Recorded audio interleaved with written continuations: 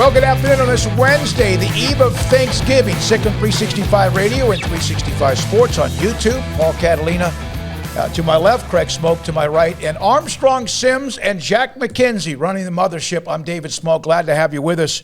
And we will have numerous guests today, including our conversation with Baylor basketball coach Scott Drew as they have the opening game in that battle for Atlantis down in Bahamas. We'll also hear from Eddie Lackey, former Baylor linebacking great. He's going to be honored for the game or this weekend before Texas Tech or during the game between Texas Tech and Baylor. We got a lot to get to. The college football playoff standings are out again. Cincinnati is in the top four. Georgia, Ohio State, Alabama, and Cincinnati. And we'll hear from Dave Bartu from College Football Matrix today as well on what he thinks of what, in fact, we saw last night. There are still two more to come next week and then, of course, after the conference championship weeks. But Cincinnati is in. How can they be out? Well, they can get a TCU pulled on them and, hey, if you're number 4 right now, the common sense would tell you, and this is what happened at TCU in 2014, is that TCU was ranked number 3 and then didn't play and then somehow dropped to number 6. Actually, they won big and then didn't. Won big and then didn't play and then dropped all the way out to number 6. Now, if you're Cincinnati, you're going to play the next couple of weeks, and they'll still find a way to drop them because there's going to be a lot of things that happen around them that justify whatever their narrative is. So that's how they're out. East Carolina this weekend, and then no matter what, they play Houston for the American Conference Championship the following week. Craig, you think Cincinnati, if they win out, will be in the 4? Yeah, I think if they win out, they're going to probably have to be in the 4. what are we going to justify moving them out for? If you got them in right now, what's going to change that's going to drop them out? Just somebody played one more game than they've already played. That's better than what Cincinnati played. What is going to be your logistical reasoning? Is it going to be all of a sudden now the big picture counts at the very end when you want it to? If they're 4 right now, what's going to change in the next 2 weeks if they take care of their business that's going to change that? And one of the things about, if in fact Cincinnati, and Dave Bartu, who always is pretty much throughout the year, I believe, has told us that Cincinnati was not going to be invited, kind of had a change of his tune, and we'll have that with you here in just a second. But they do get to play East Carolina. That's not a given. They're favored to win that game. That's on the road. East Carolina's 7-4. You never know what could happen at a game like that, especially when you look into the end-of-the-year games. And then Houston's playing pretty well. So Cincinnati has to keep on winning. If Houston wins this weekend, that would be another top 25 win for Cincinnati if, in fact, they take care of business against East Carolina and also the University of Houston. We knew Ohio State would move to 2, and I have no problem with that. Alabama is 3. And Alabama, by the way, at the bottom of the poll, Arkansas remains top 25. And I believe there's another team that can move in from the SEC depending on what happens this weekend. It might be Mississippi State can move back in. And then, of course, there's yet another SEC team. And Alabama has like 5 top 25 wins. And there was a point, remember, where it didn't seem like too many at all. Well, if Mississippi State beats Ole Miss in the Egg Bowl on Thursday, then you would think that would probably justify them in the top 25. No, they have to be. Arkansas 7-4 is 25, and Houston 24. Clemson moved into the top 25. Baylor, by the way, 8. Oklahoma State 7. Oklahoma is 10. 7, 8, and 10 in the top 25 of the college football playoff standings ranked by the committee are from the Big 12. So let's get into that. Cincinnati is 4. Can Oklahoma State, can they catch any of the 4? They're not going to catch Georgia. And Georgia could lose, of course, it's Alabama. Not expecting them to, but they could. Can Oklahoma State be a problem for Cincinnati? I would think if they win out, then yes, and especially if they beat this. Well, What do you mean? They get number 10 Oklahoma and what could be number 7 or 8 Baylor. Yeah, absolutely. And I think they'd be a problem. Oklahoma again. Yeah. Why are they a problem for Cincinnati and not Notre Dame? Yeah, I think they're a problem for Notre Dame, too. That's the thing. Well, Cincinnati's 4. That's why I brought them up, because you got to catch 4. Yeah, but, they're going to have to also jump other teams to get to 4. They're going to have to get over Michigan, which, Ohio State and Michigan are going to take care of each other. But you can already see, if Michigan beats Ohio State, is Ohio State going to drop 6 spots?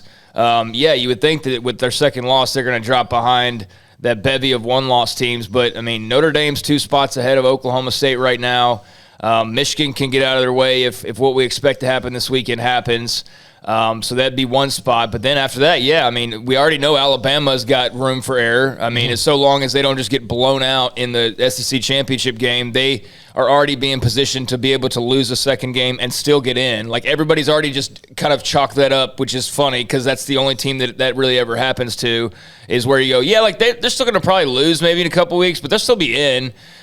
So I'm looking at where you're going to jump over teams if you're Oklahoma State or Cincinnati, and yeah, they might be fighting each other for that final spot. Well, Michigan's going to drop if they lose this weekend. So there's one team you leap, you get to number 5 or 6.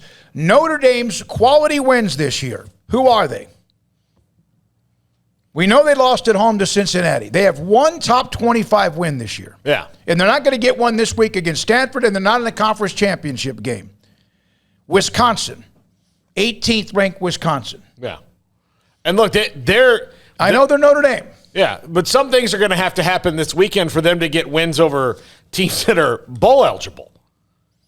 So look, there's and Notre Dame, there are many years in which they could have 5 or 6 ranked teams on their schedule. It's not their fault Florida State's down.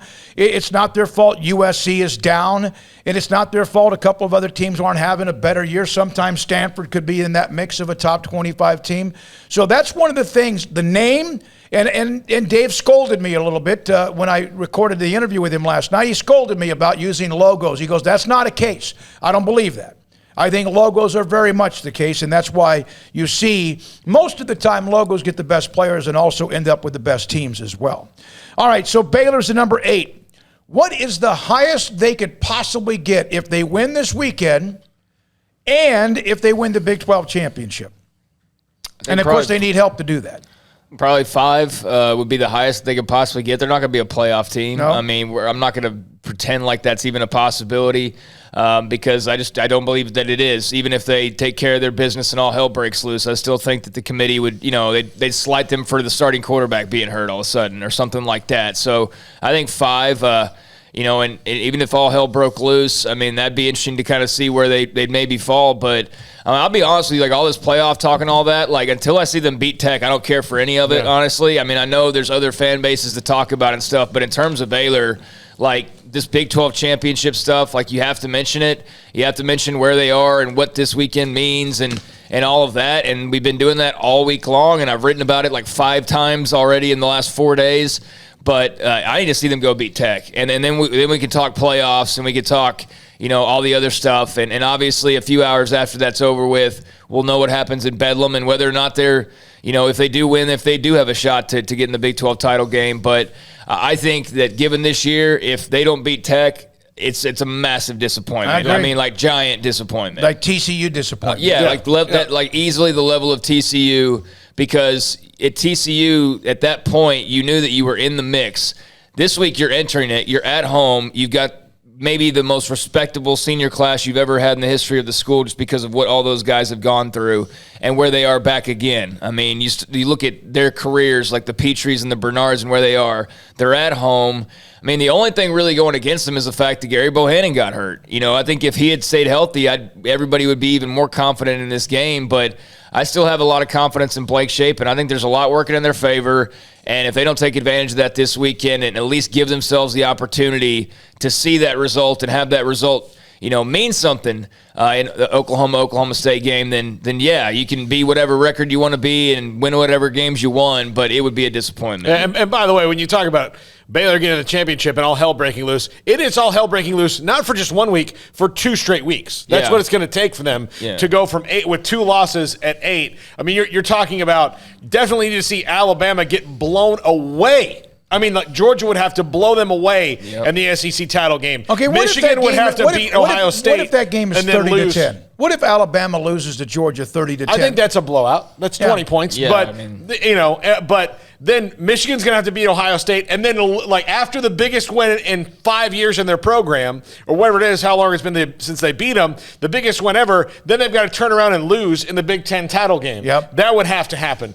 Cincinnati would probably have to lose, for them to get in. So there's all these things that have to happen. They'd have to beat Oklahoma State. Yeah, they have to beat Oklahoma. Yeah, they've got to win. They've got to win out, and then everybody else has to save for maybe one or two teams, have absolute disaster happen to them. So it's not realistic. Yeah. I mean, even in crazy college football years, it's still not even realistic. So, I mean, that's what I'm saying is, that Texas Tech game's all that really matters for them as far as playoff stuff. If you're Ohio State, talk playoffs. If you're Georgia, talk playoffs.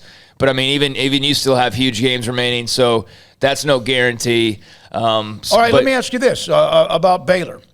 Is Baylor 8? This is a team that lost to TCU. Remember, that was just 2 weeks ago. Is Baylor high because they're trying to protect Oklahoma State as a possible team that eventually gets in? We've talked about props.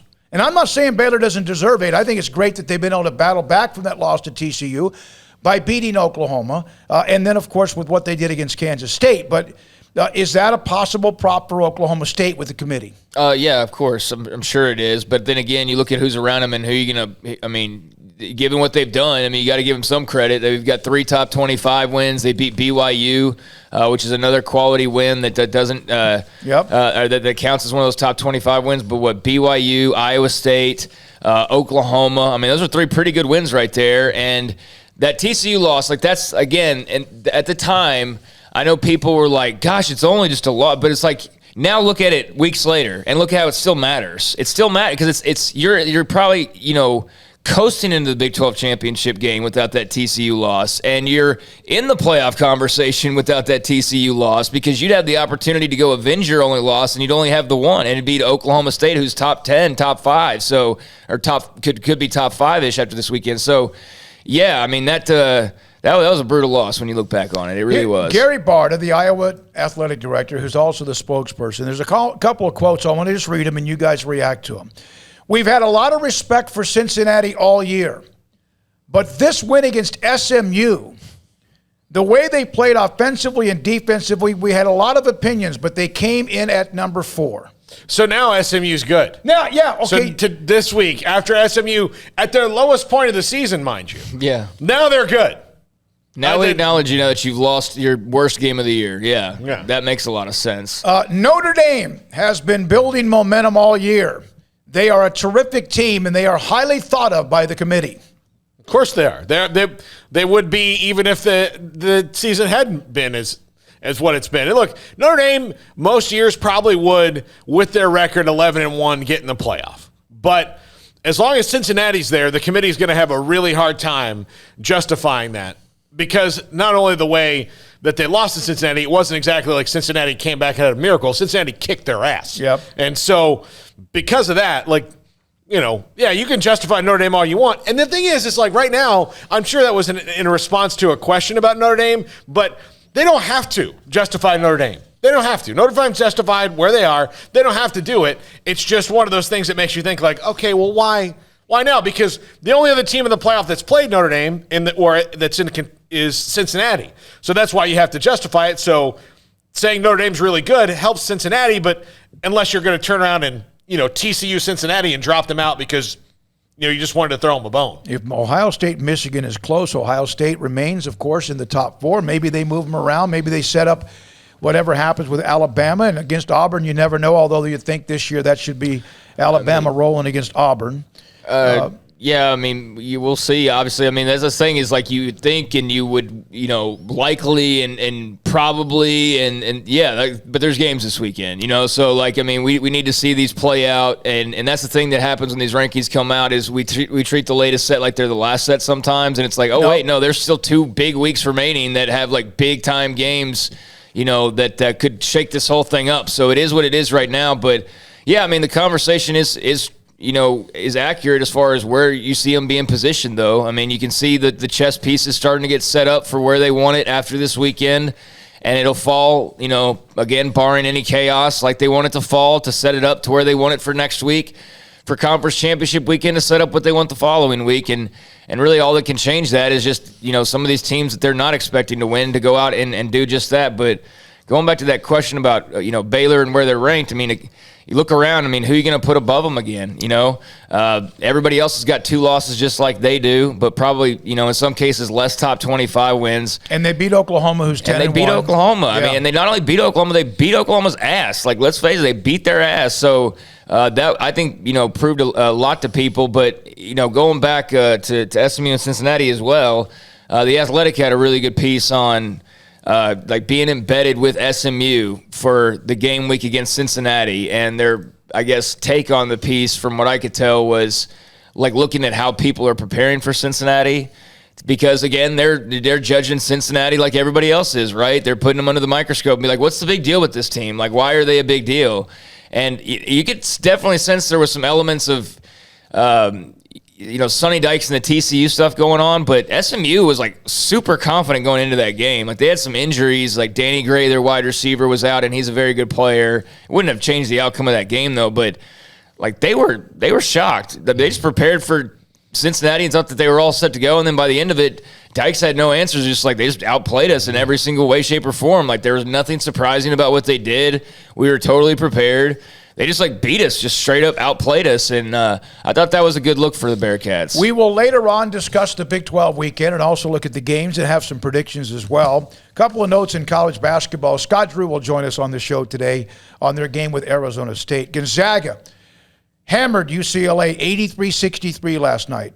Arkansas, 73, Cincinnati 67. Cincinnati, of course, a team coming into the conference very soon. Wisconsin beat Houston, is that right? 65-63.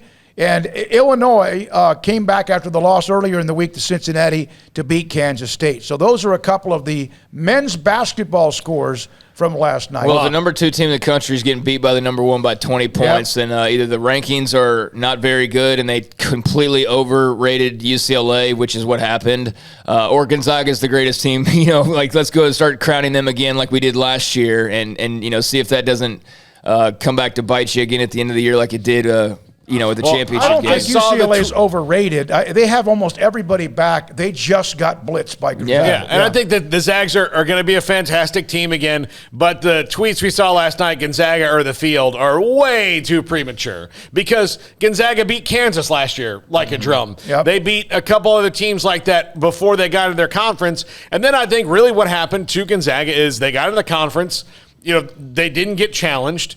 UCLA challenged them finally in the Final Four, and then they saw the true buzzsaw that was Baylor. That was truly the best team in the country last year, and you take the little COVID pause out of it, and they proved that night on April 6th in Indianapolis. I will say this, and then we break and come back with Dave Bartu on the college football standings. Now, Gonzaga has 2 wins already this year against top 5 teams. Texas, who perhaps was probably overmodulated, although they won that game by 12, and that was at Gonzaga, and now number 2 UCLA by 20. They have Duke coming up next, and that is this week. When we come back, Dave Bartu, College Football Matrix, his thoughts on the release of the standings, his thoughts about Cincinnati at 4, and will they stay there? And much more to come. Sikkim 365 Radio and 365 Sports.